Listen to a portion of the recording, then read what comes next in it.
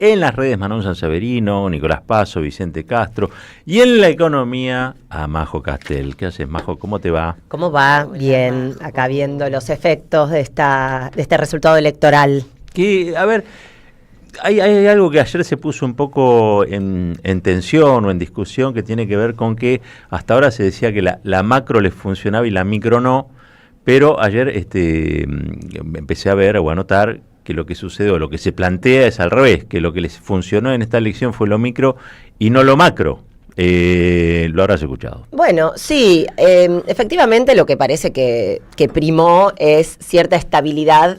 Cuando hablamos de lo micro nos estamos refiriendo a una partecita de la micro que es la estabilidad de precios, digamos. Evidentemente Exacto, sí. Hay un efecto disciplinador de la inflación, diría, a favor, digamos, ¿no? Bueno, claro, a ver si, y de alguna manera ese efecto de, bueno, que los precios estén mucho más estables. Yo insisto con que tampoco es un costo altísimo el que se paga por una inflación tampoco tan baja. Pero obviamente venimos del final del gobierno del Frente de Todos, que fue un descalabro enorme, y en ese escenario efectivamente, bueno, hay una estabilidad de precios que evidentemente es más valorada de lo que por ahí algunas creíamos, ¿no? Ahora bien, me parece que es interesante ver, bueno, primero me gustaría dividir un poco esta columna en dos partes. ¿Qué pasó ayer y qué es lo que está de fondo? ¿Y qué es lo que viene, no? O dos o tres. Entonces, en primer lugar, efectivamente hubo un efecto positivo en los mercados, bajó el dólar, subieron las acciones, subieron los bonos, que estaban muy, muy bajos. Entonces hay como un efecto de euforia. Igual me causa gracia que ya en los portales de los diarios económicos dicen, bueno, si bien bajó el dólar, todavía hay dudas en el mercado, sí. Es decir, esta cosa de te doy un poquito y después hay que ver hasta cuándo dura. Son insaciables. Son insaciables, claro. ¿Viste? O sea, no les basta.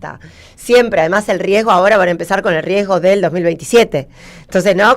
Y entonces aparecen los comentarios de que el problema es que haya elecciones cada 2 años, que ya lo venimos escuchando. Pero lo cierto es que efectivamente bajó el dólar, subieron los bonos, subieron las acciones. Y la pregunta un poco de fondo, que me parece la pregunta crucial, la pregunta importante, la pregunta que todos los argentinos y en este tipo de espacios tenemos que hacernos es, ¿este efecto político llega a resolver, entre comillas, el problema estructural que tiene la Argentina? ¿Cuál es el problema estructural de la Argentina? La deuda. Uh-huh. Argentina tiene que pagar el año que viene, solamente estoy hablando del sector nacional, el sector público nacional, sin contar sector privado, sin contar provincias, 20.000 millones de dólares. En el año 2026, vencimientos por 20.000 millones de dólares. En el año 2027 tiene vencimientos por 24.000 millones de dólares. Es decir, sin contar además todo el proceso de endeudamiento que se abre acá. La pregunta es, ¿va a ser suficiente este efecto político para generar una baja en el riesgo país, como también sucedió ayer, y salir a los mercados internacionales de vuelta a refinanciar esta deuda o no?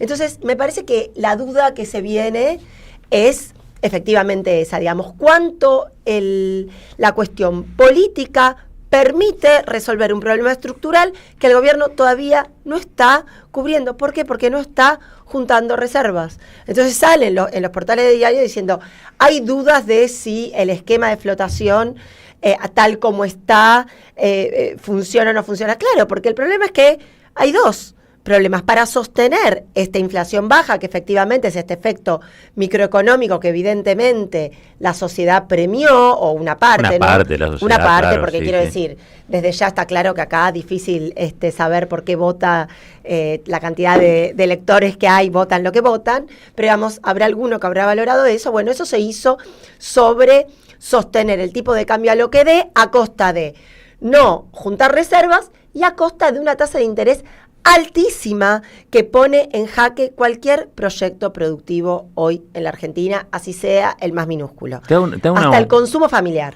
Una pregunta, a ver si entendí yo, porque sí. Vos acá tenés un modelo económico que no reúne reservas, es decir, es un modelo, ya sabemos, improductivo, volcado a la financiarización. Absolutamente. Lo mejor que le puede pasar en el horizonte es, por ejemplo, que baje el riesgo país, por lo tanto baja la tasa con la que uno se puede endeudar, es decir, que se endeude nuevamente y con eso pague la deuda vieja. Lo que se llama como el rollover. El rollover de toda la deuda. Entonces tiene que seguir. ¿Y qué te dicen desde el punto de vista de lo productivo?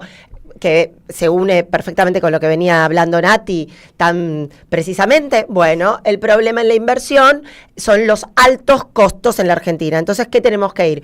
Por una reforma laboral, que es básicamente bajar los costos para los empresarios de contratar un trabajador, Claro. bajar el costo impositivo, para eso reforma impositiva, y la reforma previsional para bajarle los costos al Estado, si se quiere, y que eso permita financiar,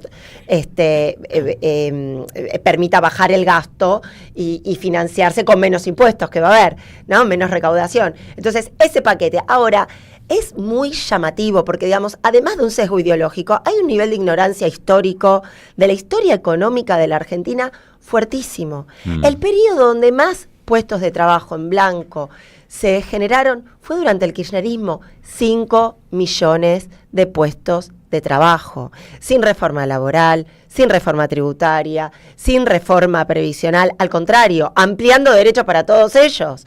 Entonces, está muy demostrado, y voy a hacer el contraejemplo, durante el menemismo, Cavallo baja los aportes patronales, baja el costo laboral en principio para incentivar a que los empresarios contraten más trabajadores y terminamos con niveles de desocupación que no hace falta que se los cuente a ustedes. Claro. Entonces quiero decir, hay algo que decís, pero es un sesgo ideológico casi testarudo, es una necedad grosera. En paralelo, bueno, a ver, no voy a hacer tampoco, no es que el resto del mundo está saldada esta discusión. En el resto del mundo hay distintas cuestiones, pero lo que evidentemente pasa es, hay que ver qué pasa con la actividad económica. Desde Keynes hasta ahora está bastante demostrado, pero bueno, insisto, hay un sesgo ideológico. El presidente que tenemos, economista, desprecia toda esa corriente económica y cree que solamente ajustando, achicando derechos, reduciendo derechos que tienen los trabajadores es la manera que eso va a generar un incentivo para que se contrate más trabajo. Déjenme dudar. No, claro. Déjenme dudar. No lo sé, ¿no? Como de vuelta, como decía Nati, ¿no? Una suerte de efecto derrame, si se achican los gastos, hacia eso va.